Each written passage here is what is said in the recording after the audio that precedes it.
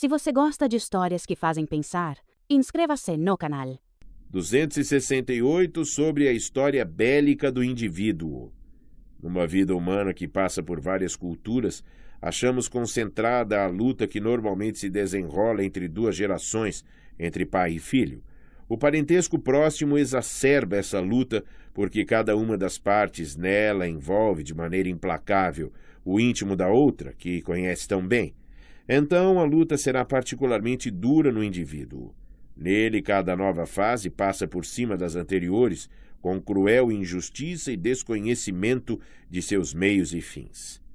269, 15 minutos antes. Às vezes encontramos alguém cujas opiniões estão à frente de seu tempo, mas apenas o bastante para antecipar as ideias vulgares da década seguinte. Ele possui a opinião pública antes que ela seja pública, isto é, 15 minutos antes dos demais, ele caiu nos braços de uma opinião que merece tornar-se trivial. Mas sua fama costuma ser mais numerosa que a dos verdadeiramente grandes e superiores. 270. A arte de ler. Toda orientação forte é unilateral. Assemelha-se à direção da linha reta e é exclusiva como esta, ou seja, não toca em muitas outras direções, como fazem os partidos e naturezas fracas em seu ir e vir ondulatório. Portanto, também aos filólogos devemos perdoar que sejam unilaterais. O estabelecimento e a preservação dos textos ao lado de sua exegese, realizados numa corporação durante séculos, fizeram com que agora se chegasse enfim aos métodos corretos. Toda a Idade Média foi incapaz de uma exegese estritamente filológica, isto é, de simplesmente querer entender o que diz o autor. Não foi pouco encontrar esses métodos, não subestimemos esse fato. A ciência inteira ganhou continuidade e estabilidade apenas quando a arte da boa leitura, isto é, a filologia, atingiu seu apogeu. 271. A arte de raciocinar. O maior progresso feito pelo homem foi aprender a raciocinar corretamente. Isso não é coisa tão natural como supõe Schopenhauer ao dizer que capazes de raciocinar são todos, de julgar, poucos. Nota do tradutor. 115. Schopenhauer, Ética, 114. Fim da nota do tradutor. Mas foi algo aprendido tardiamente e que até hoje não predomina. Nos tempos antigos, a regra era o falso raciocínio, e as mitologias de todos os povos, sua magia e superstição, seus cultos religiosos, seu direito, são as inesgotáveis jazidas de provas de tal afirmação. 272. Os anéis de crescimento da cultura individual.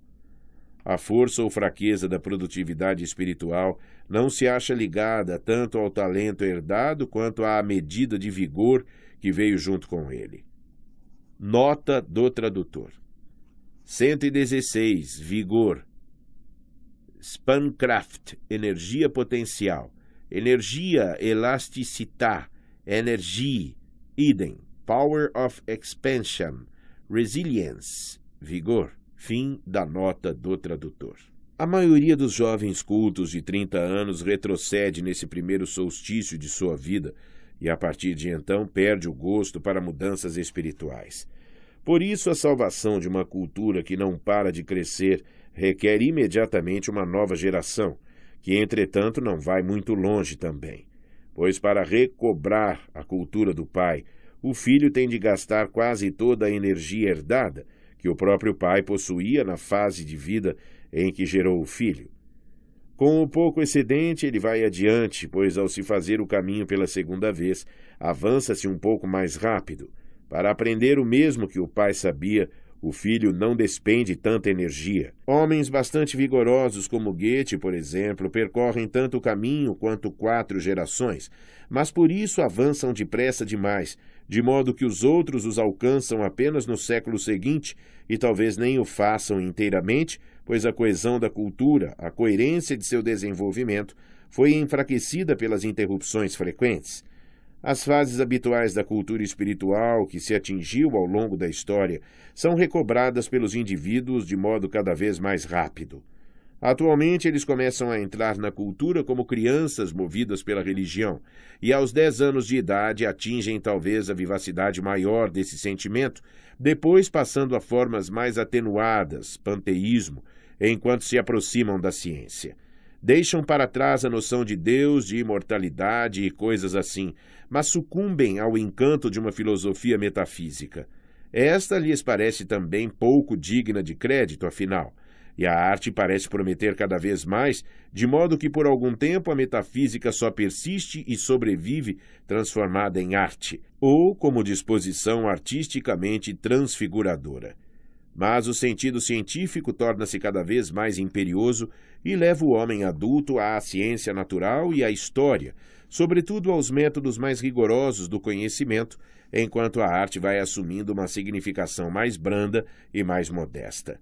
Nos dias de hoje, tudo isso costuma suceder nos primeiros 30 anos de vida de um homem. É a recapitulação de um trabalho que ocupou a humanidade por talvez 30.000 anos. 273, retrocedendo, mas não ficando para trás. Quem hoje ainda começa o seu desenvolvimento com sentimentos religiosos e depois continua, talvez por muito tempo, a viver na metafísica e na arte, recuou certamente um bom pedaço e inicia a disputa com outros homens modernos em condições desfavoráveis. Aparentemente ele perde tempo e terreno, mas por haver se detido em regiões onde o calor e a energia são desencadeados e onde continuamente o poder flui de fonte inesgotável, como uma torrente vulcânica, ao deixar no momento certo essas regiões, ele avança mais rapidamente. Seu pé adquire asas, seu peito aprende a respirar de maneira mais calma, mais profunda e constante.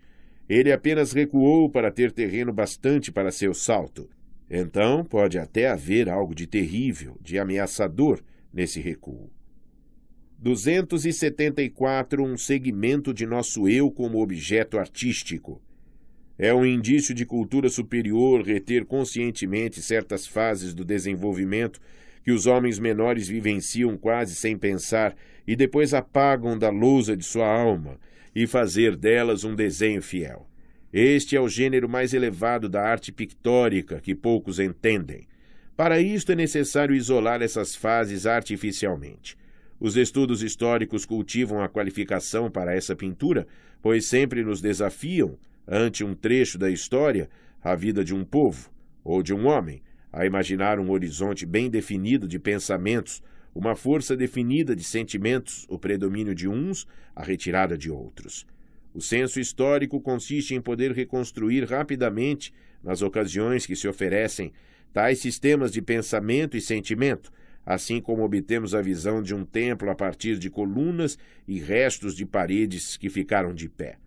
Seu primeiro resultado é compreendermos nossos semelhantes como tais sistemas e representantes bem definidos de culturas diversas, isto é, como necessários, mas alteráveis, e inversamente que podemos destacar trechos de nosso próprio desenvolvimento e estabelecê-los como autônomos. 275. Cínicos e epicúreos. O cínico percebe o nexo entre as dores mais numerosas e mais fortes do homem superiormente cultivado e a profusão de suas necessidades. Ele compreende, portanto, que a pletora de opiniões sobre o belo, o conveniente, decoroso, prazeroso, deveria fazer brotar em ricas fontes de gozo, mas também de desprazer. Em conformidade com tal percepção, ele regride no desenvolvimento ao renunciar a muitas dessas opiniões e furtar-se a determinadas exigências da cultura. Com isso, ganha um sentimento de liberdade e de fortalecimento. E aos poucos, quando o hábito lhe torna suportável o modo de vida, passa realmente a ter sensações de desprazer mais raras e mais fracas que os homens cultivados e se aproxima da condição do animal doméstico. Além do mais, sente tudo com o fascínio do contraste e pode igualmente xingar a seu bel prazer, de modo a novamente se erguer muito acima do mundo de sensações do animal. O epicúreo tem o mesmo ponto de vista do cínico. Entre os dois existe, em geral, apenas uma diferença de temperamento. O epicúreo utiliza sua cultura superior para se tornar independente das opiniões dominantes. eleva-se acima destas, enquanto o cínico fica apenas na negação. Aquele anda, digamos assim, por caminhos sem vento, bem protegidos, penumbrosos, enquanto acima dele as copas das árvores bramem ao vento, denunciando-lhe a veemência com que o mundo lá fora se move. O cínico, por outro lado, vagueia nu na ventania, por assim dizer, e se endurece até perder a sensibilidade. 276. Microcosmo e macrocosmo da cultura. As melhores descobertas acerca da cultura o homem faz em si mesmo ao encontrar em si dois poderes heterogêneos que governam. Supondo que alguém viva no amor das artes plásticas ou da música e também seja tomado pelo espírito da ciência e que considere impossível eliminar essa contradição pela destruição de um e a total liberação do outro poder, então só lhe resta fazer de si mesmo um edifício da cultura tão grande que esses dois poderes, ainda que em extremos opostos, possam nele habitar, enquanto entre eles se abrigam poderes intermediários conciliadores, com força bastante para, se necessário, aplainar um conflito que surja. Mas esse edifício da cultura num indivíduo terá enorme semelhança com a construção da cultura em épocas inteiras e, por analogia, instruirá continuamente a respeito dela. Pois em toda parte onde se desenvolveu a arquitetura da cultura, foi sua tarefa obrigar à harmonia os poderes conflitantes, através da possante união dos outros poderes menos incompatíveis, sem, no entanto, oprimi-los ou acorrentá-los. 277. Felicidade e cultura. A visão do ambiente de nossa infância nos comove. A casa com jardim, a igreja com túmulos, o lago e o bosque. Essas coisas sempre revemos como sofredores. A compaixão para conosco nos assalta, pois o quanto sofremos desde então, e ali tudo permanece tão sereno, tão eterno. Apenas nós somos tão diferentes, tão agitados, e reencontramos algumas pessoas em que o tempo não cravou seus dentes mais do que num carvalho. Camponeses, pescadores, moradores da floresta, são os mesmos. Comoção, autocompaixão face à cultura inferior é a marca da cultura superior, o que mostra que a felicidade, em todo caso, não foi aumentada por ela. Quem quiser colher felicidade e satisfação na vida, que evite sempre a cultura superior. 278. Analogia da dança. Hoje devemos considerar como sinal decisivo de grande cultura alguém possuir força e flexibilidade, tanto para ser puro e rigoroso no conhecer, como para, em outros momentos, deixar que a poesia, a religião e a metafísica vão 100 passos à sua frente, por assim dizer, apreciando-lhes o poderio e a beleza. Tal posição entre duas exigências tão diversas é muito difícil, pois a ciência requer o domínio absoluto de seus métodos, e não sendo este requisito satisfeito, surge o outro perigo, o de oscilar debilmente para cima e para baixo entre impulsos diversos. No entanto, a fim de mostrar uma via para a solução dessa dificuldade, ao menos com uma analogia, lembremos que a dança não é o mesmo que um vago balanceio entre impulsos diversos. A alta cultura semelhará uma dança ousada. Por isso, como foi dito, é necessária muita força e flexibilidade. 279. Aliviando a vida. Um dos principais meios de aliviar a vida é idealizar todos os seus eventos. Mas é preciso obtermos da pintura uma noção clara do que é idealizar. O pintor solicita que o espectador não olhe de maneira demasiado aguda e precisa. Ele o obriga a recuar uma certa distância para olhar. Ele tem de pressupor um afastamento bem determinado do observador em relação ao quadro. Deve até mesmo presumir em seu espectador um grau igualmente determinado de agudeza do olhar. Nota do tradutor. 117. Há aqui uma pequena discrepância entre a edição de Schlesta e a de Colli e Montinari. Aquela traz um ponto de exclamação em vez de ponto e vírgula. Fim da nota do tradutor. Em tais coisas, ele não pode absolutamente hesitar.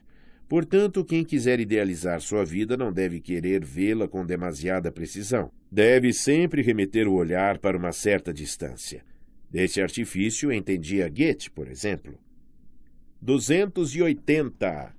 Quando o que agrava alivia e inversamente. Muita coisa que em certos níveis da vida humana é agravamento, serve a um nível superior como aliviamento, porque tais homens conheceram mais fortes agravamentos da vida. Ocorre também o inverso. A religião, por exemplo, tem uma dupla face, conforme um homem erga o olhar para ela para que lhe diminua o fardo e a miséria, conforme desça os olhos até ela, como um grilhão que lhe puseram para que não se eleve muito pelo ar.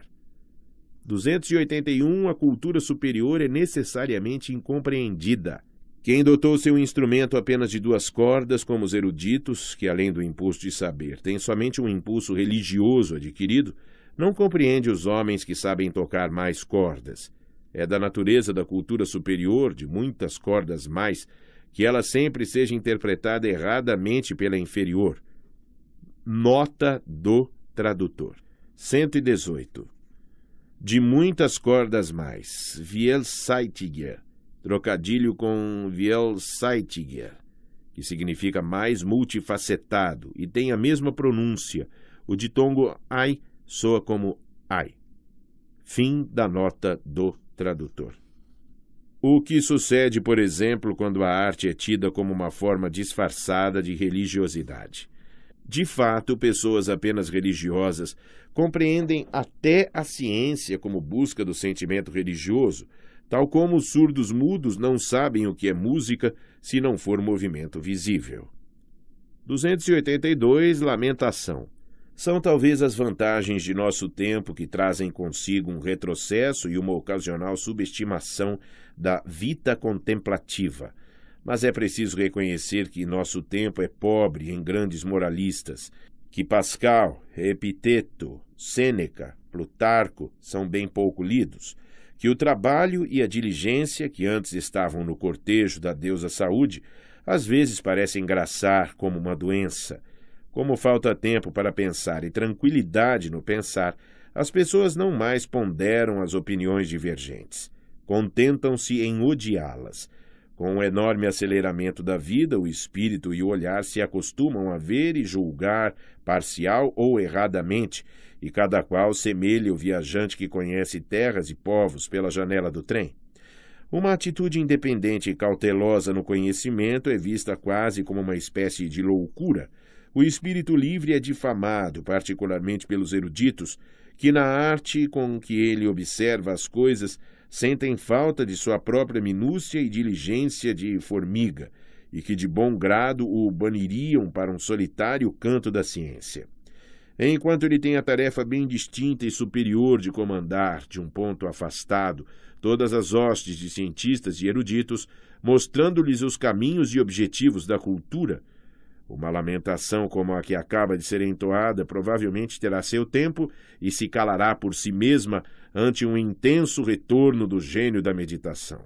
283. Defeito principal dos homens ativos. Aos homens ativos falta habitualmente a atividade superior, quero dizer, a individual. Eles são ativos como funcionários, comerciantes, eruditos, isto é, como representantes de uma espécie, mas não como seres individuais e únicos. Neste aspecto são indolentes.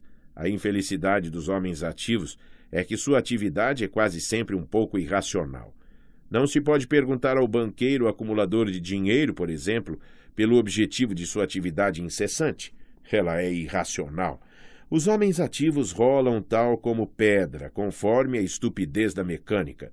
Todos os homens se dividem, em todos os tempos e também hoje, em escravos e livres, pois aquele que não tem 2/3 do dia para si é escravo, não importa o que seja, estadista, comerciante, funcionário ou erudito. 284. Em favor dos ociosos. Como sinal de que decaiu a valorização da vida contemplativa, os eruditos de agora competem com os homens ativos numa espécie de fruição precipitada, de modo que parecem valorizar mais esse modo de fruir do que aquele que realmente lhes convém e que de fato é um prazer bem maior. Os eruditos se envergonham do ótium, ócio, mas há algo de nobre no ócio e no lazer. Se o ócio é realmente o começo de todos os vícios, então ao menos está bem próximo de todas as virtudes. O ocioso é sempre um homem melhor do que o ativo, mas não pensem que ao falar de ócio e lazer, estou me referindo a vocês, preguiçosos. Nota do tradutor. 119. Referência ao provérbio alemão que diz Müßiggang ist aller Last Anfang. Literalmente, o ócio é o começo de todo vício. Fim da nota do tradutor. 285. A intranquilidade moderna. À medida que andamos para o Ocidente, se torna cada vez maior a agitação moderna, de modo que, no conjunto, os habitantes da Europa se apresentam aos americanos como amantes da tranquilidade e do prazer, embora se movimentem como abelhas ou vespas em voo. Essa agitação se torna tão grande que a cultura superior já não pode amadurecer seus frutos. É como se as estações do ano se seguissem com demasiada rapidez. Por falta de tranquilidade, nossa civilização se transforma numa nova barbárie. Em nenhum outro tempo os ativos, isto é, os intranquilos, valeram tanto. Logo, entre as correções que necessitamos fazer no caráter da humanidade, está fortalecer em grande medida o elemento contemplativo.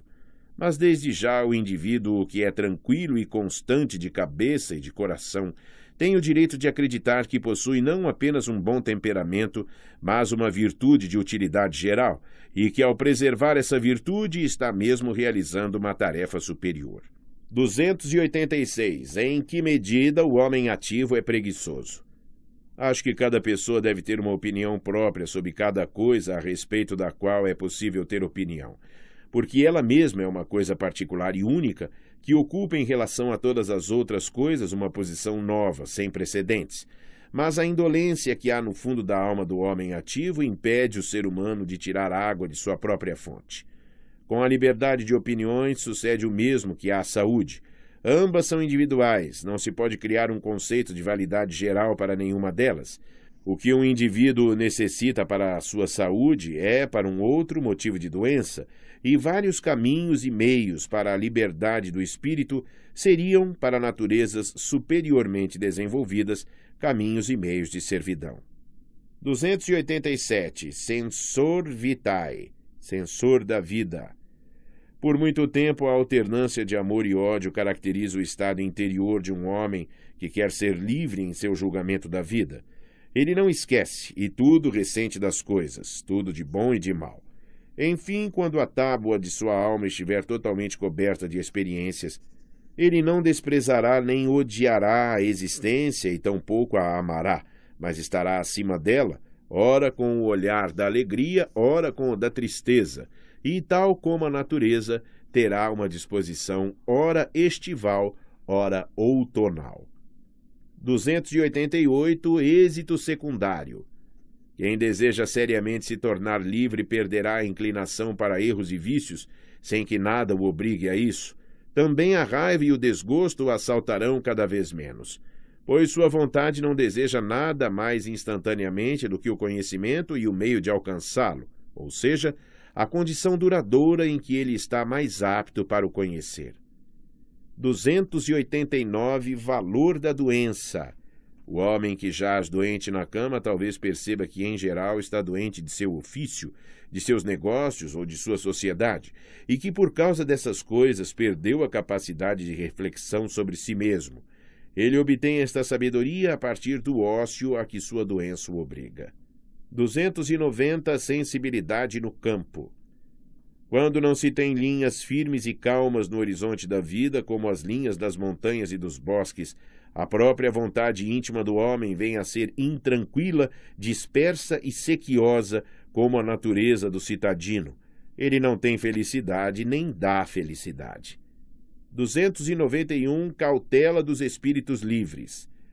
Os homens de senso livre, que vivem apenas para o conhecimento, alcançarão logo o objetivo exterior de sua vida, sua posição definitiva ante a sociedade e o Estado, e se darão por satisfeitos, por exemplo, com um pequeno emprego ou fortuna que baste justamente para viver, pois se organizarão de modo tal que uma grande reviravolta nas condições externas ou mesmo subversão da ordem política não transtorne também a sua vida.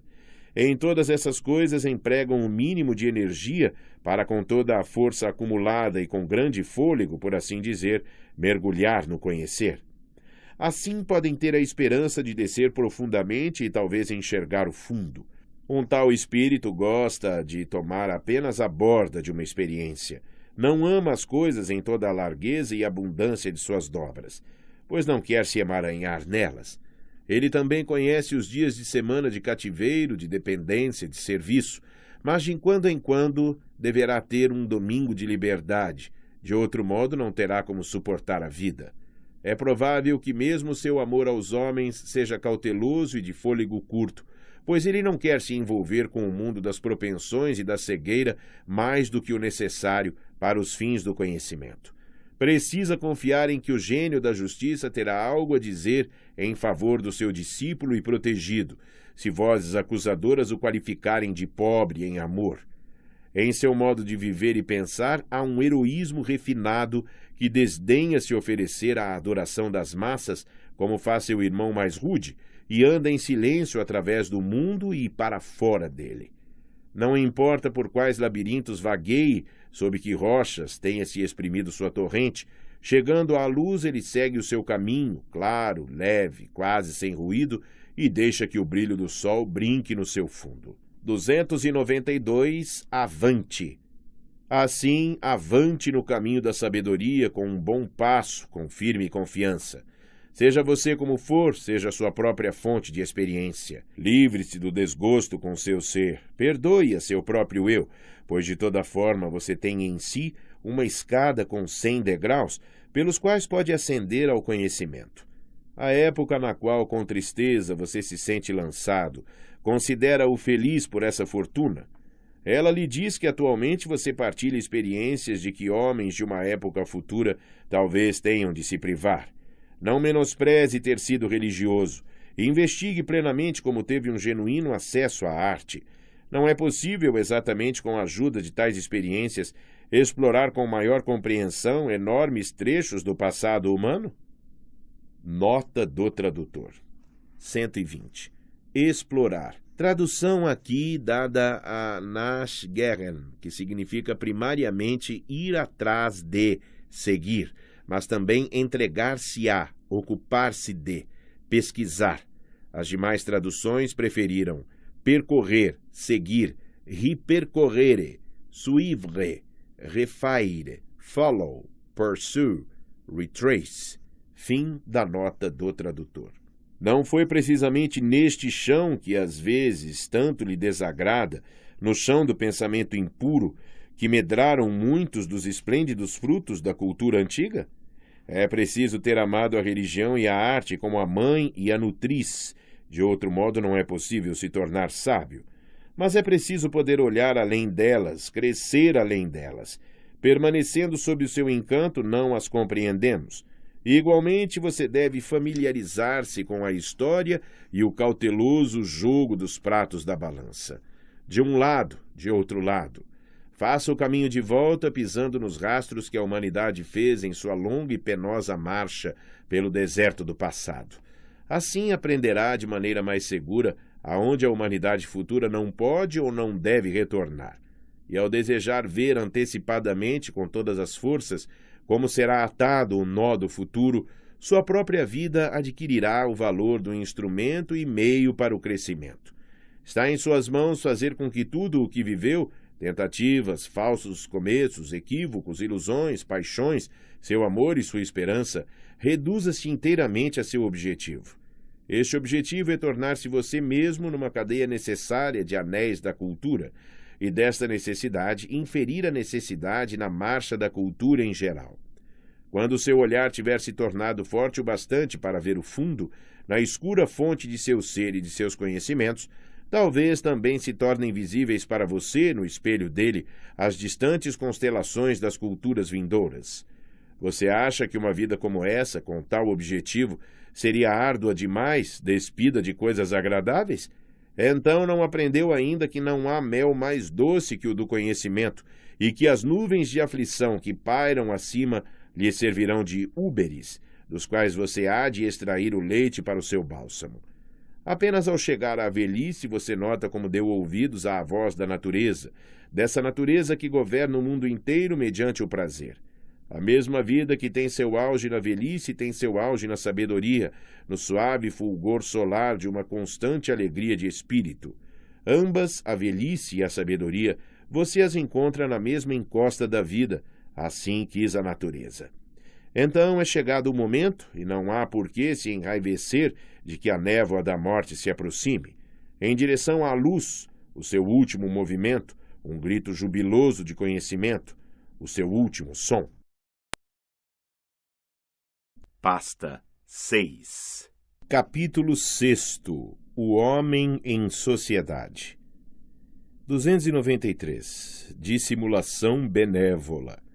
Frequentemente é necessária uma dissimulação benévola na relação com as pessoas, como se não penetrássemos os motivos de sua conduta. 294. Cópias.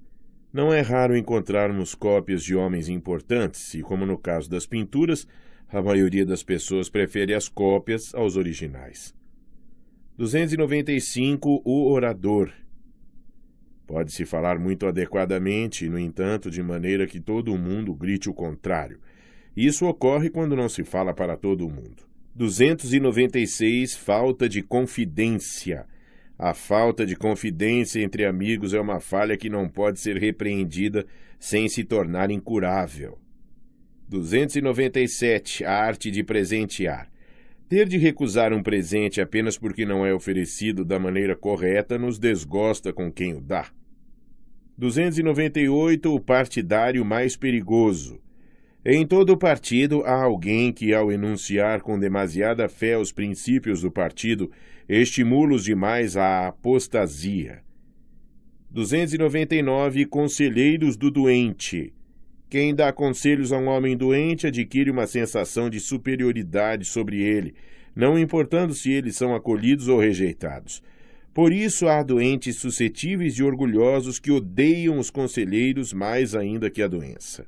300. 2 tipos de igualdade. A ânsia de igualdade pode se expressar tanto pelo desejo de rebaixar os outros até seu próprio nível, diminuindo, segregando, derrubando, como pelo desejo de subir juntamente com os outros, reconhecendo, ajudando, alegrando-se com seu êxito. 301. Combatendo o embaraço. A melhor maneira de ajudar pessoas muito embaraçadas, de tranquilizá-las, consiste em elogiá-las firmemente. 302. A preferência por certas virtudes. Não atribuímos valor especial à posse de uma determinada virtude até que percebemos a sua ausência total em nosso adversário. 303. Por que contradizemos? É frequente contradizermos uma opinião quando, na realidade, apenas o tom com que foi exposta nos é antipático. 304. Confiança e confidência.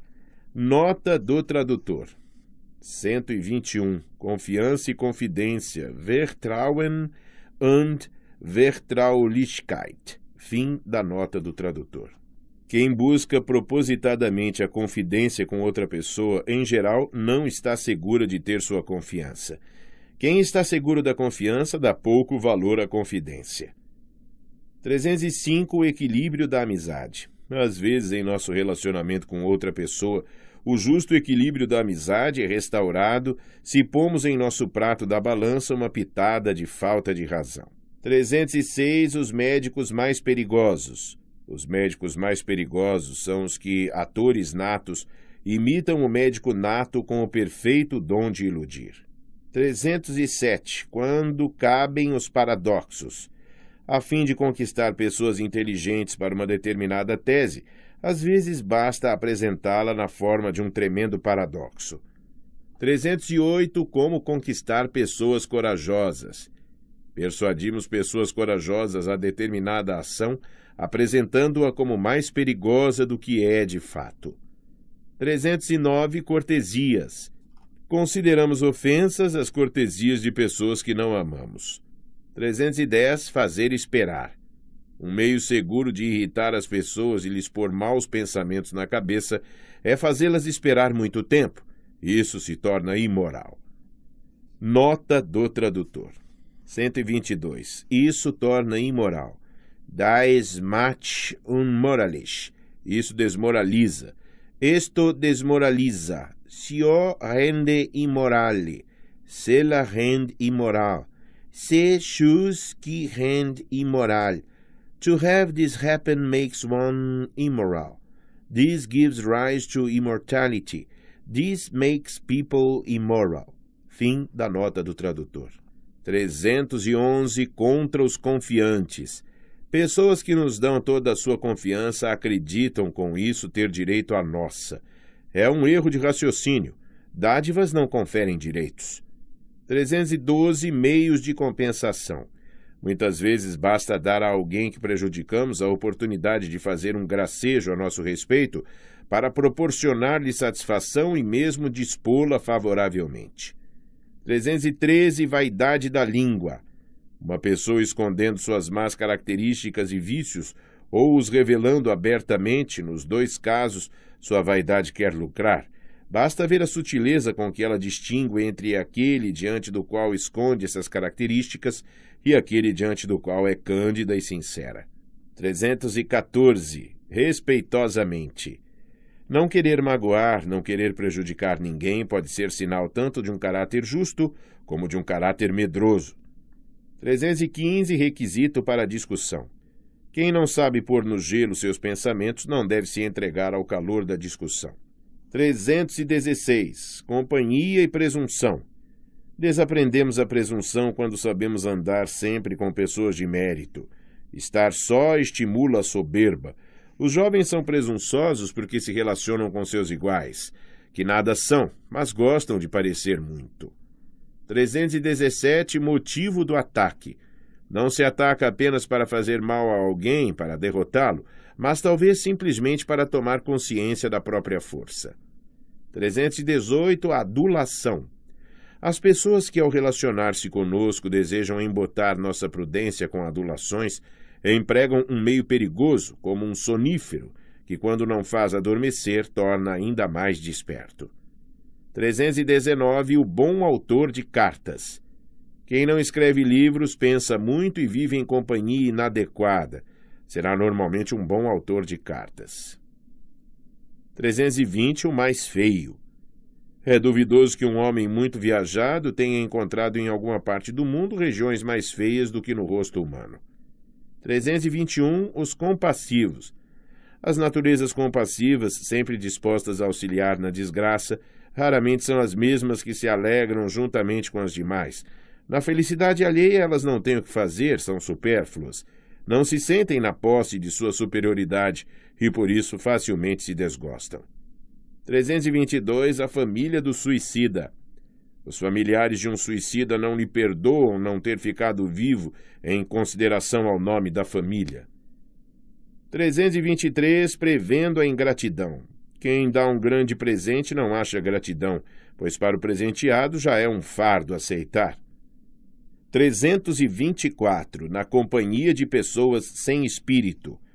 Ninguém agradece ao homem de espírito sua cortesia quando ele se adapta a um grupo de pessoas no qual não é cortês mostrar espírito. 325. A presença de testemunhas. Atrás de um homem que cai na água, nos lançamos de muito bom grado, se estiverem presentes pessoas que não ousam fazê-lo. 326. Silêncio. Para ambos os lados, o modo mais desagradável de responder a um ataque polêmico é se aborrecer e calar, pois geralmente o atacante interpreta o silêncio como um sinal de desdém. 327. O segredo do amigo. Poucos são aqueles que, estando embaraçados por falta de temas para a conversa, não revelam os assuntos secretos dos amigos. 328. Humanidade. A humanidade das celebridades do espírito, ao lidar com pessoas não célebres, consiste em amavelmente não ter razão. 329. O desconcertado. Pessoas que em sociedade não se sentem seguras aproveitam toda a ocasião em que há alguém que lhes é próximo e a quem são superiores para demonstrar publicamente essa superioridade, mediante gracejos, por exemplo. 330. Agradecimento. Incomoda a uma alma delicada saber que alguém lhe deve agradecimento. A uma alma grosseira, saber que o deve a alguém.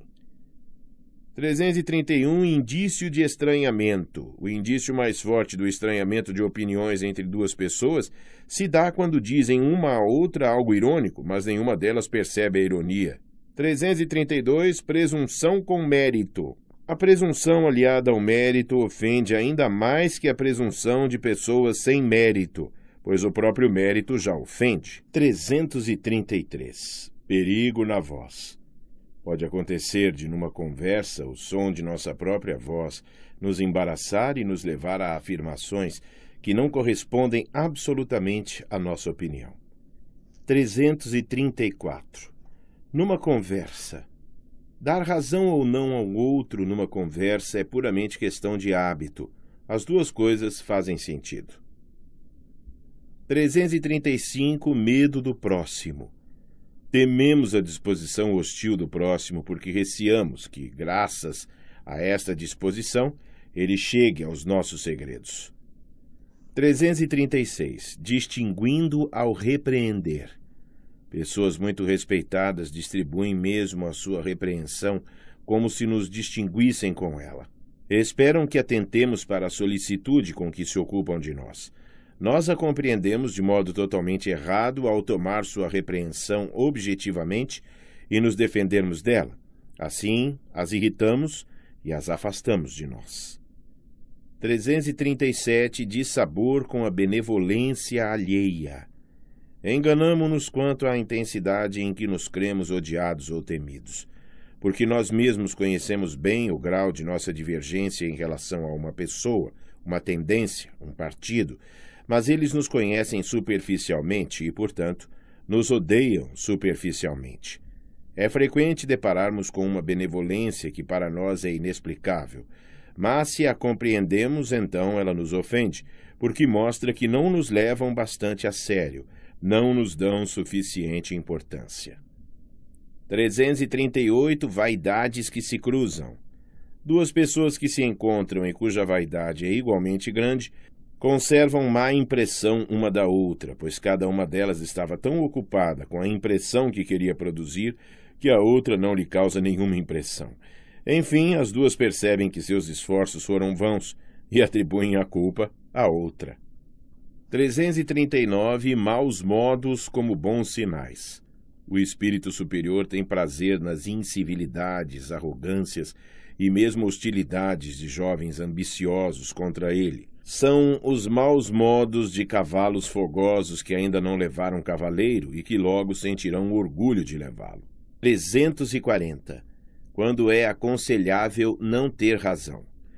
Convém recebermos acusações sem refutá-las, mesmo quando são injustas. Se o acusador vir como uma injustiça maior de nossa parte o fato de o contradizermos e até o refutarmos. Sem dúvida, desse modo, um homem pode sempre estar errado e conservar a razão, transformando-se, enfim, com tranquila consciência, num insuportável tirano e atormentador. E o que vale para o indivíduo pode suceder com classes inteiras da sociedade. 341. Muito pouco reverenciadas. Pessoas muito convencidas, às quais se mostra uma consideração menor do que a que esperavam, tentam durante muito tempo enganar a si mesmas e aos outros a esse respeito e se tornam psicólogos muito sutis, a fim de estabelecer que, afinal, os outros as reverenciaram o bastante. Se não atingem seu objetivo, se o véu da ilusão se rasga, entregam-se a uma raiva tanto maior. 342. Estados primitivos ecoando na fala. Na maneira como os homens fazem afirmações em sociedade, reconhece-se frequentemente um eco dos tempos em que eles entendiam mais de armas que de alguma outra coisa. Num instante manejam suas frases como atiradores que apontam sua besta. No outro pensamos ouvir o sibilar e o tilintar das lâminas. E no caso de certos homens, uma afirmação cai como um sólido porrete. Já as mulheres falam como seres que durante milênios sentaram-se junto ao tiar, manusearam a agulha ou foram crianças com as crianças. 343. O narrador. Quem narra alguma coisa logo deixa perceber se narra porque o fato lhe interessa ou por querer despertar o interesse mediante a narrativa. Nesse caso, ele exagera, usa superlativos e faz outras coisas assim. Então, ele geralmente não narra tão bem porque pensa mais em si do que no assunto. 344. Lendo em voz alta. Quem lê criações dramáticas em voz alta faz descobertas sobre o seu próprio caráter. Para certos momentos e estados de espírito, para o que for patético ou burlesco, digamos, acha sua voz mais natural do que para outros, enquanto na vida cotidiana talvez só não tenha tido oportunidade de mostrar patos ou comicidade. 345. Uma cena de comédia que sucede na vida. Alguém concebe uma união espirituosa sobre um tema a fim de expressá-lo num grupo. Numa comédia, veríamos e ouviríamos como ele se esforça em chegar ao ponto e conduzir o grupo até onde possa fazer a sua observação. Como sempre, empurra a conversa para um único objetivo, às vezes perde a direção, recupera-a e, afinal, chega o instante. Quase lhe falta o fôlego. Então, alguém do grupo lhe tira a observação da boca. Que fará ele? Será contra a sua própria opinião? 346. Indelicado sem querer. Quando alguém, sem o querer, trata indelicadamente outra pessoa, por exemplo, não a cumprimenta por não tê-la reconhecido, isto o aborrece, ainda que não possa repreender sua consciência. Incomoda-o a má impressão que produziu no outro, ou teme as consequências de um mal-entendido, ou o entristece ter ferido o outro. Portanto, vaidade, medo ou compaixão podem ser despertados, ou talvez tudo isso ao mesmo tempo. 347. Obra de mestre da traição. Expressar a um cúmplice a suspeita mortificante de estar sendo traído por ele, e isso justamente quando se está praticando uma traição, é um golpe de mestre da maldade, pois ocupa o outro com a própria pessoa e o obriga a se comportar de forma aberta e insuspeita por algum tempo, permitindo que o verdadeiro traidor tenha as mãos livres. 348. Ofender e ser ofendido. É muito mais agradável ofender e mais tarde pedir perdão do que ser ofendido e conceder perdão. Quem faz a primeira coisa dá mostra de poder e em seguida de bom caráter. O outro, se não quiser passar por desumano, tem que perdoar. Por causa dessa obrigação, é mínimo o prazer na humilhação do outro. 349. Na disputa. Quando se contradiz a opinião de outra pessoa e ao mesmo tempo se desenvolve a própria, a persistente consideração da outra opinião costuma atrapalhar a postura natural da própria. Ela parece mais intencional, mais aguda, talvez um tanto exagerada. 350. Artifício. Quem quer obter algo difícil de outra pessoa não deve enxergar a coisa como um problema, mas simplesmente apresentar seu plano como a única possibilidade. Se no olhar do interlocutor despontar a objeção, a contradição, ele deve saber rapidamente interromper e não lhe deixar tempo. 351. Remorsos após reuniões sociais. Por que temos remorsos após as reuniões sociais de costume? Porque tratamos levianamente coisas importantes, porque ao conversar sobre pessoas não falamos com inteira lealdade, ou porque nos calamos quando deveríamos falar, porque oportunamente não nos levantamos e saímos, em suma, porque nos comportamos em sociedade como se pertencêssemos a ela. 352. Somos julgados erroneamente. Quem quer sempre escutar os julgamentos que fazem de sua pessoa terá sempre desgosto, pois mesmo por aqueles que nos são mais próximos, que nos conhecem melhor, somos julgados erroneamente. Mesmo bons amigos podem dar vazão ao aborrecimento numa palavra desfavorável. E seriam eles nossos amigos se nos conhecessem precisamente? Os juízos dos indiferentes causam muita dor porque soam tão imparciais, quase objetivos.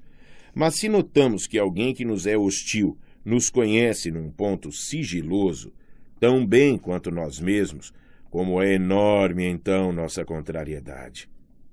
353. Tirania do retrato. Artistas e homens de estado que, a partir de alguns traços isolados, compõem rapidamente a imagem de uma pessoa ou um evento, costumam ser injustos ao exigir depois que o evento ou a pessoa seja realmente como eles o pintaram.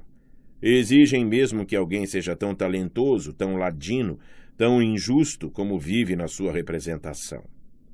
354. O parente como o melhor amigo. Os gregos, que sabiam tão bem o que é um amigo, de todos os povos, só eles tiveram uma discussão filosófica profunda e variada sobre a amizade. De modo que foram os primeiros e até hoje os últimos a ver o amigo como um problema digno de solução. Esses mesmos gregos designavam os parentes com uma expressão que é o superlativo da palavra amigo, e isto permanece inexplicável para mim. 355. Honestidade não compreendida. Quando numa conversa alguém cita a si mesmo, eu disse então, costumo dizer, isso dá a impressão de arrogância, mas com frequência vem da fonte contrária, pelo menos da honestidade, que não quer adornar e embelezar um instante com ideias de um momento anterior. 356. O parasita. É indício de completa falta de nobreza alguém preferir viver na dependência à custa de outros apenas para não ter que trabalhar, e geralmente com secreta amargura em relação àqueles de que depende. Tal mentalidade é muito mais frequente nas mulheres que nos homens e também muito mais perdoável, por razões históricas. 357. No altar da reconciliação. Há circunstâncias em que só obtemos algo de um homem se o ofendemos e criamos inimizade com ele. Este sentimento de ter um inimigo o aborrece tanto que ele aproveita o primeiro sinal de uma disposição mais branda para se reconciliar, e no altar dessa reconciliação sacrifica a coisa a que dava tanta importância que não pretendia ceder por nenhum preço. 358. Solicitar compaixão como sinal de presunção. Há pessoas que, se ao encolerizar e ferir os outros, exigem primeiramente que não as levem a mal, e, em segundo lugar, que tenham compaixão delas por estarem sujeitas a paroxismos tão violentos. A tal ponto chega a presunção humana. 359. Isca. Todo homem tem o seu preço. Isso não é verdadeiro, mas para cada um pode haver uma isca que tem de morder. É assim que, para ganhar muitas pessoas para uma causa, basta que se dê a ela o brilho da filantropia, da nobreza, da caridade, da abnegação, e a que causa não se poderia dá-lo? São os doces e guloseimas de sua alma. Outras pessoas têm outros. 360. Comportamento diante do elogio. Quando bons amigos elogiam um homem talentoso, ele com frequência ficará alegre por cortesia e benevolência, mas na verdade isso lhe é indiferente. Sua autêntica natureza fica inerte diante disso e não é possível movê-lo um passo para fora do sol ou da sombra em que está, mas as pessoas querem causar alegria mediante o elogio e significaria magoá-las não se alegrar com ele. 361. A experiência de Sócrates. Quando alguém se torna mestre numa coisa, em geral continua a ser, por isso mesmo, um perfeito inepto na maioria das outras coisas. Mas pensa-se exatamente o contrário, algo de que Sócrates já teve experiência. Este é o inconveniente que torna desagradável a relação com os mestres. 362. Meios de embrutecimento. Na luta contra a estupidez, os homens mais justos e afáveis tornam-se, enfim, brutais. Com isso, podem estar no caminho certo para a sua defesa, pois a fronte obtusa pede, como argumento de direito, o punho cerrado. Mas, tendo o caráter justo e afável, como disse, eles sofrem com tal meio de defesa mais do que fazem sofrer. 363. Curiosidade. Se não existisse a curiosidade, pouco se faria pelo bem do próximo. Mas, sob o nome de dever ou compaixão, ela se insinua na casa do infeliz e necessitado. Talvez até mesmo no decantado amor materno haja uma boa parcela de curiosidade. 364. Erro de cálculo na sociedade. Este deseja ser interessante com seus juízos, aquele com suas afeições e aversões, um terceiro com suas relações, um quarto com seu isolamento, e todos calculam mal. pois aquele diante do qual se representa o espetáculo pensa ser ele mesmo o único espetáculo que interessa. 365. O duelo. A favor das questões de honra e dos duelos, pode-se dizer que, se alguém é suscetível a ponto de não querer viver se fulano ou cicrano diz ou pensa isto e aquilo sobre ele, tem o direito de deixar a coisa ser resolvida pela morte de um ou do outro. Sobre o fato de ele ser tão suscetível, não há o que discutir. Nisto somos herdeiros do mundo, de sua grandeza como de seus excessos, sem os quais nunca houve grandeza. Havendo um código de honra que admite o sangue no lugar da morte, de maneira que após um duelo, segundo as regras, o coração é aliviado, isto é um grande benefício, pois, de outro modo, muitas vidas humanas estariam ameaçadas. Uma instituição assim, aliás, educa os homens na cautela com as palavras e torna possível o trato com eles. 366. Nobreza e gratidão. Uma alma nobre gostará de se sentir obrigada à gratidão e não evitará medrosamente as ocasiões de se obrigar a algo ou alguém. Também se mostrará serena depois ao expressar sua gratidão, enquanto as almas baixas resistem a tudo o que pode obrigá-las, ou depois exageram e são muito ávidas em expressar a gratidão. Isso ocorre igualmente com pessoas de origem baixa ou de situação humilhante. Um favor que tenham recebido lhes parece uma graça miraculosa. 367. As horas da eloquência. Para falar bem, certa pessoa tem necessidade de alguém que lhe seja clara e reconhecidamente superior. Uma outra só acha inteira liberdade de discurso e os felizes fraseados da eloquência diante de alguém a quem sobrepuja. Nos dois casos, a razão é a mesma. Cada uma delas só fala bem quando fala sans gêne, sem constrangimento. Uma porque, frente ao superior, não sente o impulso da concorrência, da competição. A outra também por isso, diante do inferior. Mas há uma espécie muito diferente de pessoas que só falam bem ao falar competindo, com a intenção de ganhar. Qual das duas espécies é a mais ambiciosa? Aquela que fala bem ao ter a ambição estimulada, ou aquela que, justamente por esse motivo, fala mal ou absolutamente não fala? 368. O talento para a amizade. Entre as pessoas que têm um dom especial para a amizade, dois tipos sobressaem. Um está em contínua ascensão e, para cada etapa de seu desenvolvimento, encontra um amigo adequado. Desse modo, conquista uma série de amigos que raramente se relacionam entre si e que, às vezes, divergem e se contradizem. Algo que tem correspondência no fato de as etapas posteriores de seu desenvolvimento anularem ou prejudicarem as fases do início.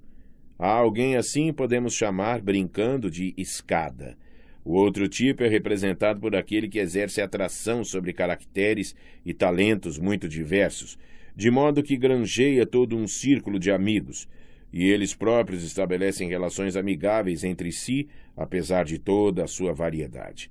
Uma tal pessoa pode ser chamada de círculo, pois é preciso que nela esteja prefigurado, de algum modo, esse nexo de naturezas e disposições tão diversas. Em várias pessoas, aliás, o dom de ter bons amigos é muito maior que o dom de ser um bom amigo. 369. Tática no conversar. Depois de conversar com alguém, estamos na melhor das relações com o interlocutor, se tivermos oportunidade de lhe mostrar nosso espírito e nossa amabilidade em todo o seu brilho. Homens espertos que querem dispor alguém a seu favor recorrem a isso na conversa, dando à pessoa ótimas oportunidades para um bom gracejo e coisas assim. Pode-se imaginar uma divertida conversa entre dois espertalhões que querem dispor favoravelmente um ao outro e por isso lançam as melhores oportunidades para lá e para cá, sem que nenhum deles as aproveite. De modo que a conversa transcorre geralmente sem espírito e sem amabilidade, pois cada um deixou para o outro a oportunidade de ser espirituoso e amável. 370. Descarga do mau humor. O homem que não consegue algo prefere atribuir este insucesso à má vontade de outro homem em vez de ao acaso. Sua irritação é aliviada se ele pensa numa pessoa e não numa coisa, como razão para o seu insucesso, pois de uma pessoa podemos nos vingar, mas as intempéries do acaso têm de ser engolidas. Quando um príncipe fracassa em algo, os que o rodeiam costumam indicar-lhe um homem como suposta causa daquilo, sacrificando-o no interesse de todos os cortesãos, pois, do contrário, o mau humor do príncipe se descarregaria sobre todos eles, não podendo ele vingar-se contra a deusa da fortuna. 371. Assumindo a cor do ambiente. Por que são tão contagiosas a simpatia e a aversão, de maneira que não podemos viver próximos a alguém de sentimentos fortes, sem sermos preenchidos como um receptáculo por seus prós e seus contras? Em primeiro lugar, a total abstenção do julgamento é muito difícil, às vezes francamente intolerável para a nossa vaidade. Ela possui as mesmas cores da pobreza de ideias e de sentimentos, ou do receio e da pouca virilidade, e assim somos levados a pelo menos tomar partido, talvez em oposição aos que nos rodeiam, se essa postura dá mais prazer ao nosso orgulho. Mas, em geral, este é o segundo ponto, não nos tornamos de fato conscientes da passagem da indiferença à simpatia ou aversão, e sim nos habituamos pouco a pouco à maneira de sentir de nosso ambiente. E, sendo a concórdia simpática e o entendimento recíproco tão agradáveis, logo adotamos os seus signos e cores partidárias. 372. Ironia. A ironia só é adequada como instrumento pedagógico, usada por um mestre na relação com alunos de qualquer espécie. Seu objetivo é a humilhação, a vergonha, mas do tipo saudável que faz despertar bons propósitos e que inspira respeito e gratidão a quem assim nos tratou como a um médico. O irônico se faz de ignorante e também que os discípulos que com ele dialogam são enganados e ficam arrojados ao crer que têm um conhecimento melhor, expondo-se de todas as maneiras. Eles perdem o cuidado e se mostram como são, até que num dado momento a luz que sustentavam ante o rosto do mestre manda de volta os raios sobre eles de modo bem humilhante. Quando não há uma relação como essa entre o mestre e os discípulos, a ironia é um mau comportamento, um afeto vulgar. Todos os escritores irônicos contam com a espécie tola de homens que gostam de se sentir superiores a todos os demais, ao lado do autor, que consideram o porta-voz de sua presunção. O hábito da ironia, assim como do sarcasmo, corrompe também o caráter. Confere aos poucos a característica de uma superioridade alegremente maldosa. Por fim, nos tornamos iguais a um cão mordaz que aprendeu a rir, além de morder. 373. Presunção. O que mais devemos prevenir é o crescimento dessa erva daninha que se chama presunção, que arruína toda a boa colheita dentro de nós. Pois há presunção na cordialidade, na demonstração de respeito, na intimidade benévola, no carinho, no conselho amigo, na confissão de erros, na compaixão por outros, e todas essas belas coisas provocam repugnância quando tal erva cresce entre elas. O presunçoso, ou seja, aquele que quer significar mais do que é ou aquilo por que é tido, faz sempre um cálculo errado. É certo que ele tem um êxito momentâneo na medida em que as pessoas, diante das quais é presunçoso, normalmente lhe tributam, por medo ou comodidade, a medida de respeito que ele solicita. Mas elas se vingam asperamente, subtraindo do valor que até então lhe deram tanto quanto ele suscitou além da medida. Não há nada que os homens façam pagar mais caro que a humilhação. O presunçoso pode tornar o seu mérito real tão suspeito e pequenino aos olhos dos outros, que é pisoteado por eles com pés sujos.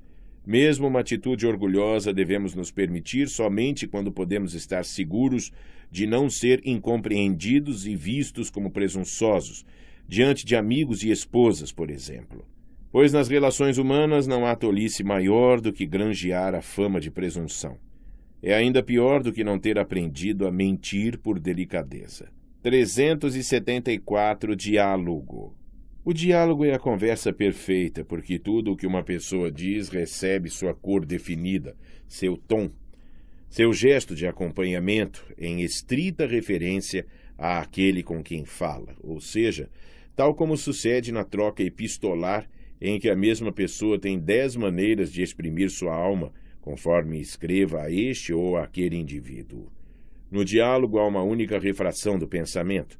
Ela é produzida pelo interlocutor como o espelho no qual desejamos ver nossos pensamentos refletidos do modo mais belo possível, mas como se dá com 2, 3 ou mais interlocutores. Então a conversa perde necessariamente em finura individualizadora, as várias referências se cruzam e se anulam. A locução que agrada a um não satisfaz a índole de outro. Por isso o indivíduo é forçado, lidando com muitos, a se recolher em si mesmo, a apresentar os fatos como são, mas tira dos assuntos o lúdico ar de humanidade que faz da conversa uma das coisas mais agradáveis do mundo. Ouça-se o tom em que homens que lidam com grupos inteiros de homens costumam falar. É como se o baixo contínuo de todo o discurso fosse: este sou eu, isto sou eu que digo, pensem disso o que quiserem. Essa é a razão por que, em geral, as mulheres de espírito deixam uma estranha, penosa, desanimadora impressão naqueles que as conhecem em sociedade. Falar com muitos diante de muitos priva-as de toda a amabilidade de espírito e apenas mostra, numa luz crua, a consciente preocupação de si mesma, a tática e a intenção de uma vitória pública, enquanto no diálogo essas mesmas mulheres tornam a ser femininas e recuperam a graça de seu espírito. 375. Fama póstuma. Só faz sentido esperar o reconhecimento de um futuro distante se supomos que a humanidade permanecerá essencialmente a mesma e que toda a grandeza será tida como grande não apenas numa época, mas em todas. Isso é um erro, porém. Em todas as percepções e julgamentos do que é belo e bom, a humanidade se transforma intensamente. É fantasia acreditar que estamos algumas léguas à frente e que toda a humanidade segue o nosso caminho. Além disso, um sábio não reconhecido pode hoje dar como certo que a sua descoberta será feita igualmente por outros e que, no melhor dos casos, um historiador futuro reconhecerá que ele já sabia isto ou aquilo, mas não pôde obter crédito para a sua tese. Não ser reconhecido é interpretado pela posteridade como falta de vigor. Em suma, não se deve falar tão facilmente a favor do isolamento altivo. Há exceções, sem dúvida, mas geralmente são nossos erros, nossas fraquezas e tolices que impedem o reconhecimento de nossas grandes qualidades. 376. Amigos. Apenas pondere consigo mesmo como são diversos os sentimentos, como são divididas as opiniões, mesmo entre os conhecidos mais próximos, e como até mesmo opiniões iguais têm, nas cabeças de seus amigos, posição ou força muito diferente da que tem na sua. Como são múltiplas as ocasiões para o mal-entendido e para a ruptura hostil. Depois disso você dirá a si mesmo: como é inseguro o terreno em que repousam as nossas alianças e amizades, como estão próximos os frios temporais e o tempo feio, como é isolado cada ser humano. Se alguém percebe isso e também que todas as opiniões, sejam de que espécie e intensidade, são para o seu próximo tão necessárias e irresponsáveis como os atos, se descortina essa necessidade interior das opiniões, devida ao indissolúvel entrelaçamento de caráter, ocupação, talento e ambiente. Talvez se livre da amargura e aspereza de sentimento que levou aquele sábio a gritar: amigos, não há amigos. Nota do tradutor. 123. Amigos, não há amigos. Frase atribuída a Aristóteles. Fim da nota do tradutor. Esta pessoa dirá antes a si mesma: sim, há amigos, mas foi o erro, a ilusão acerca de você que os conduziu até você. E eles devem ter aprendido a calar a fim de continuar seus amigos, pois quase sempre tais laços humanos se baseiam em que certas coisas jamais serão ditas nem tocadas. Se essas pedrinhas começam a rolar, porém, a amizade segue atrás e se rompe. Haverá homens que não seriam fatalmente feridos se soubessem o que seus mais íntimos amigos sabem, no fundo, a seu respeito? Conhecendo a nós mesmos e vendo o nosso ser como uma esfera cambiante de opiniões e humores, aprendendo assim a menosprezá-lo um pouco, colocamo-nos novamente em equilíbrio com os outros. É verdade, temos bons motivos para não prezar muito os nossos conhecidos, mesmo os grandes entre eles, mas igualmente bons motivos para dirigir esse sentimento para nós mesmos. Então, suportemos uns aos outros assim como suportamos a nós mesmos. E talvez chegue um dia para cada um a hora feliz em que dirá: amigos não há amigos, disse o sábio moribundo. Inimigos não há inimigos, digo eu, o tolo vivente. Pasta 7. Capítulo 7. A mulher e a criança. 377. A mulher perfeita. A mulher perfeita é um tipo de ser humano mais elevado que o homem perfeito, e também algo muito mais raro. A ciência que estuda os animais oferece um meio de se tornar provável esta afirmação. 378. Amizade e casamento. O melhor amigo terá provavelmente a melhor esposa, porque o bom casamento tem por base o talento para a amizade. 379. Sobrevida dos pais. As dissonâncias não resolvidas na relação entre o caráter e a atitude dos pais ressoam na natureza da criança e constituem a história íntima de seus sofrimentos. Nota do tradutor. 124. Na relação entre caráter e a atitude dos pais. In Verbündnis von Charakter und Gesinnung der Eltern. Na relação de caráter e disposição dos pais. En las relaciones de caráter y de conformación espiritual de los padres. Nel rapporto tra carattere e sentimenti dei genitori. Dans le rapport de caractère et de tour d'esprit des parents, entre le caractère et les idées des parents, between the characters and dispositions of the parents, in the relation of the character and disposition of the parents, of character and disposition in the parents' relationship. Fim da nota do tradutor. 380. Vindo da mãe. Todo indivíduo traz em si uma imagem de mulher que provém da mãe. É isso que o leva a respeitar as mulheres, a menosprezá-las ou a ser indiferente a elas em geral. 381. Corrigindo a natureza. Quando não se tem um bom pai, convém providenciar um. 382. Pai e filho. Os pais têm muito o que fazer para compensar o fato de terem filhos. 383. Erro das mulheres nobres. As mulheres nobres pensam que algo não existe absolutamente quando não é possível falar dele em sociedade. 384. Uma doença masculina. Para a doença masculina do autodesprezo, o remédio mais seguro é ser amado por uma mulher inteligente. 385. Uma espécie de ciúme. É fácil as mães sentirem ciúme dos amigos de seus filhos quando eles têm sucesso extraordinário. Habitualmente, a mãe ama em seu filho mais a si mesma do que ao próprio filho. 386. Sensata insensatez. Nota do tradutor. 125. Sensata insensatez. Vernunft und Vernunft. Irracionalidade racional. Sin raison raisonnable. Ragionevole e ragionevoleza. De ration raisonnable. Idem. Rational e rationality. Reasonable and reason. Idem. Fim da nota do tradutor.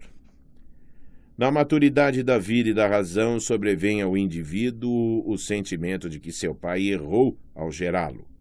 387. Bondade materna.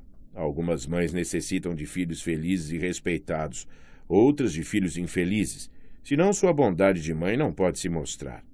388. Suspiros diversos. Alguns homens suspiram pelo rapto de suas mulheres, a maioria porque ninguém as quis raptar. 389. Casamentos por amor. Os matrimônios que são contraídos por amor, os chamados casamentos de amor, Liebesheiraten, têm o erro como pai e a penúria, necessidade, como mãe. Nota do tradutor. 126. Penúria, necessidade. Not, Bedürfnis. Cf. Platão, Simpósio 203b-d, em que Afrodite é caracterizada como fruto do expediente, poros, e da penúria, penia. Fim da nota do tradutor. 390. Amizade com mulheres. Uma mulher pode muito bem tornar-se amiga de um homem, mas para manter essa amizade, para isso é necessário talvez uma pequena antipatia física. 391. Tédio. Muitas pessoas, mulheres sobretudo, não sentem tédio porque nunca aprenderam realmente a trabalhar. 392. Um elemento do amor. Em toda espécie de amor feminino também aparece algo do amor materno. 393. A unidade de lugar e o drama. Se os cônjuges não morassem juntos, os bons casamentos seriam mais comuns. 394. Consequências habituais do casamento. Toda associação que não eleva, rebaixa e vice-versa. Por isso os homens habitualmente decaem um pouco ao tomar esposa, enquanto as mulheres são elevadas um pouco. Homens demasiado intelectuais necessitam do casamento tanto quanto resistem a ele, como um amargo remédio. 395. Ensinando a mandar. Por meio da educação, deve-se ensinar as crianças de famílias modestas a mandar e as outras crianças a obedecer. 396. Querer se apaixonar. Noivos que foram juntados pela conveniência se esforçam frequentemente por apaixonar-se, para fugir à censura da utilidade fria e calculista. Assim também, as pessoas que adotam o cristianismo por vantagem própria se empenham em tornar-se verdadeiramente devotas. Dessa maneira, a pantomima religiosa é mais fácil para elas. 397. Não há repouso no amor. Um músico que ama o tempo lento tocará as mesmas peças cada vez mais lentamente. Em nenhum amor existe repouso. 398. Pudor. Geralmente o pudor da mulher aumenta com sua beleza. 399. Casamento estável. Um casamento no qual cada um quer alcançar um objetivo individual através do outro se conserva bem. Por exemplo, quando a mulher quer se tornar famosa através do homem e o homem quer se tornar amado através da mulher. 400. Natureza de Proteu. Nota do tradutor. 127. Em Homero, Odisseia 4, 365 SS, Proteu é uma divindade marinha que tem o dom da metamorfose. Fim da nota do tradutor. Por amor, as mulheres se transformam naquilo que são na mente dos homens por quem são amadas. 401. Amar e ter. Em geral, as mulheres amam um homem de valor como se o quisessem ter apenas para si. Bem gostariam de trancá-lo a 7 chaves se isto não contrariasse a sua vaidade, pois esta requer que a importância dele seja evidente também para os outros. 402. Teste de um bom casamento. Um casamento prova ser bom pelo fato de tolerar uma exceção. 403. Meios de levar todos a fazer tudo. Através de inquietações, medos, sobrecarga de trabalho e de pensamentos, é possível fatigar e enfraquecer qualquer homem, de modo que ele não mais se opõe a algo que tem aparência de complicado, cedendo a isso, como bem sabem os diplomatas e as mulheres. 404. Respeitabilidade e honestidade. Essas jovens que querem confiar apenas em seus encantos juvenis para o sustento de toda a vida e cuja esperteza é ainda insuflada por mães astutas, querem o mesmo que as hetairas, apenas são mais sagazes e menos honestas do que estas. Nota do tradutor. 128. Hetairas ou heteras, cortesãs da Grécia Antiga. Fim da nota do tradutor. 405. Máscaras. Há mulheres que, por mais que as pesquisemos, não têm interior, são puras máscaras. É digno de pena o homem que se envolve com estes seres quase espectrais, inevitavelmente insatisfatórios, mas precisamente elas são capazes de despertar da maneira mais intensa o desejo do homem. Ele procura a sua alma e continua procurando para sempre.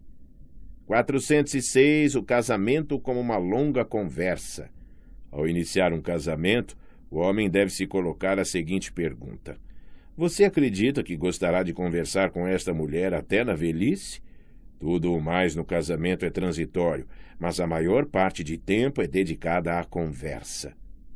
407. Sonhos de garotas.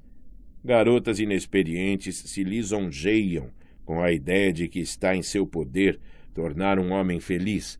Mais tarde elas aprendem que significa menosprezar um homem, supor que basta uma garota para fazê-lo feliz. A vaidade da mulher exige que um homem seja mais que um marido feliz. 408. Desaparecimento de Fausto e Margarida. Conforme a aguda observação de um erudito, os homens cultos da Alemanha de hoje se assemelham a uma mistura de Mefistófeles e Wagner, mas de modo algum a Fausto, que os avós deles, ao menos na juventude, sentiam-se agitar dentro de si. Por 2 motivos, então, para dar prosseguimento à frase, não lhes convém as margaridas, e por já não serem desejadas, parece que se estão extinguindo. Nota do tradutor. 129. Wagner, assistente de Fausto no drama de Goethe. Margarida e Mefistófeles são os outros personagens principais. O erudito a que Nietzsche se refere é o alemão Paul de Lagarde, 1827-1891. Fim da nota.